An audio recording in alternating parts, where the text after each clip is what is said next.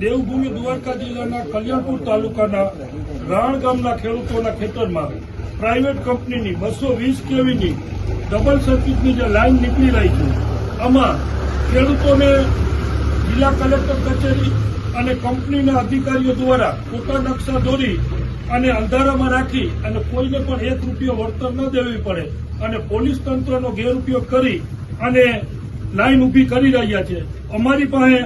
આજે મારી સાથે હાલમાં રાણ ગામના ખેડૂતો અને તેમના પૂરા ડોક્યુમેન્ટ હાજર છે. આ પ્રકરણ એવું છે કે જેવું નંદાણામાં જે રીતે લાઈન ઉભી કરતા હતા અને વિધાઉટ નોટિસથી ઉભી કરતા હતા, લાઈન જ્યાં એને ફોરવું પડે ત્યાં થાંભલા ખોડતા હતા, આવો જ મુદ્દો અહીંનો છે. આ ખેડૂતોના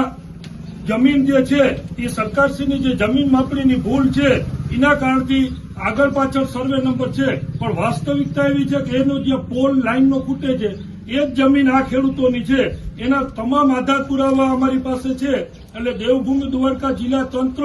અને પોલીસ તંત્રને તેમજ કલ્યાણપુર તાલુકાના પોલીસ તંત્રને ખાસ વિનંતી કે આ જે લાઈન નીકળી રહી છે તેમાં તંત્ર દ્વારા કોઈપણ જાતનો પ્રાઇવેટ કંપનીને ખોટી રીતે સહયોગ દેવામાં ના આવે, નહીતર આવનાર સમયમાં ગાંધી ચિંધ્યા માર્ગે જિલ્લા કલેક્ટર કચેરીએ રાણ ગામના તમામ ખેડૂતો તેમજ આ લાઇનની અંદર જે ખેડૂતો આવે છે જેને વળતર આપી નથી, દાદાગીરીથી તંત્રનો ઉપયોગ કરી અને જે લાઇનો ખોડવામાં આવી છે એ તમામને લઈ અને પ્રતિક ઉપવાસ કરી અને આ બાબતે કાયદેસર નિયમો